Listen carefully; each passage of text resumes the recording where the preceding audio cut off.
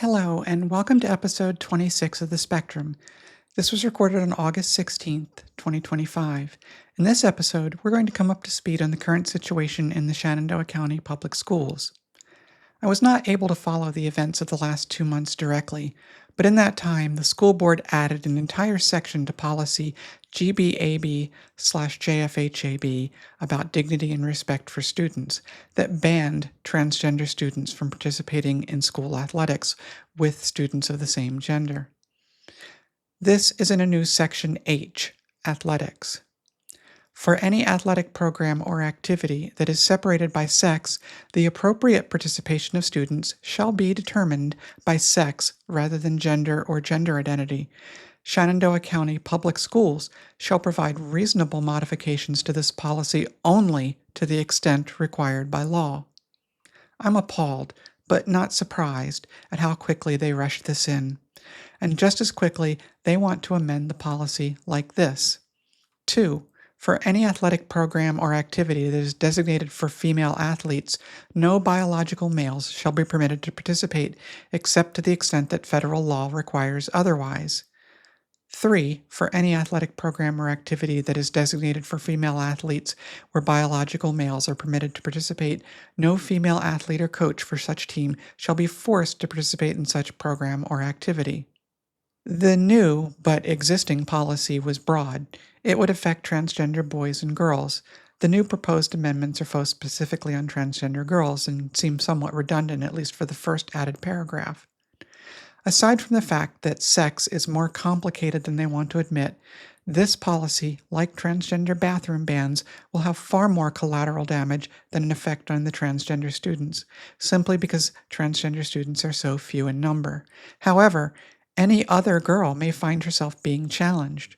Here are the remarks that I made to the school board.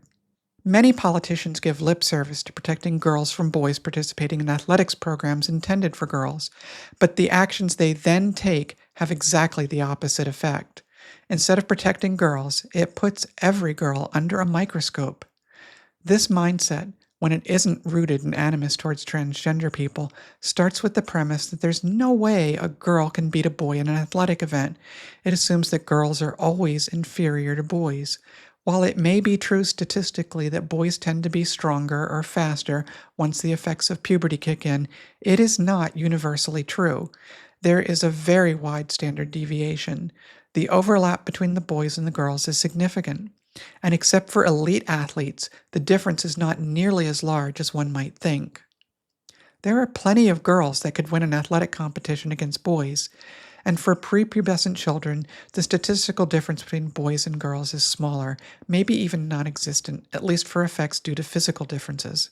The actual effect of policies like this will be to subject every girl that excels at sports to extra scrutiny. Instead of being praised for her ability, she will be looked at with a questioning eye. People will think, that must be a boy. There's no way a girl can be that good. Let me remind you of Billie Jean King soundly defeating Bobby Riggs. Girls and women are that good, but your policy declares otherwise. This is the effect that your policy will have. Girls that would have excelled will instead stay away because they don't want the negative attention. Transgender students will again be told they do not belong. Tell me how this protects anyone. Who is checking on these girls? How will accusations be handled? Is every girl going to be subjected to an inspection before being allowed to compete? If your reaction to that is revulsion, then good, it should be. But the question remains, you have a policy designed to invite challenges, and I want to know how you're going to handle it.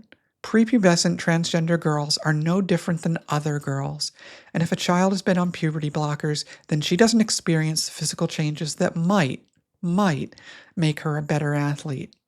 Therefore, a blanket ban serves no other purpose than to again make transgender students unwelcome in Shenandoah County, while making any girl who is larger, stronger, or faster have a target on her back. Do not enact this change. Remove Section H on athletics in its entirety. It is discrimination dressed up as protecting girls. It won't protect them. It will discourage girls from standing out. If you truly care about girls, then enact policies that truly protect all girls. The things I said in my remarks are true. I totally get that a person's first reaction might be that it's not fair to girls to have students who started life as a male competing with them.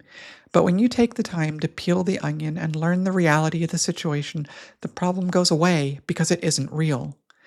The anti trans crowd likes to stand up and yell about this because it does resonate with people. Everyone wants girls to get a fair shake. I have to admit that my first gut reaction to hearing this was to think that there might be something to the argument. But when I examined the facts, I discovered that it was a smokescreen designed to make anti trans bias more acceptable. If that weren't bad enough, the regressive fad these days is calling anti trans bias something about protecting girls and women. But none of these laws and policies protect anyone. Instead, they put a target on any cisgender girl or woman who stands out. About once a week, we hear about a woman being harassed for using the bathroom. You can expect the same thing to happen here. Some parent who thinks that the tall girl that dominates on the basketball court can't possibly be a real girl. The student from another school that doesn't want to admit that she lost a race accuses another girl of being transgender. It's not a question of if this will happen, but when and how often. These policies are going to hurt the girls they claim to protect. But that seems to be okay with the people that are so concerned with attacking trans people that they don't care who gets caught in collateral damage. If you are in Shenandoah County, please write or call the school board and let them know that you think this is bad policy.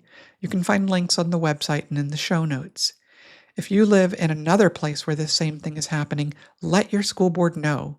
Policies like this prove that no student is safe unless all of them are safe.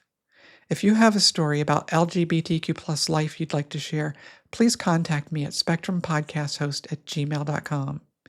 If you're supportive of LGBTQ plus inclusion in everyday life, please like and subscribe to this content. My goal is to get this visible to those who need to see it, who aren't aware of what's going on, but when they take the time to find out, will actually be sympathetic. The way to do that is to like and subscribe if you're watching this on YouTube. Thanks. Until next time, take care.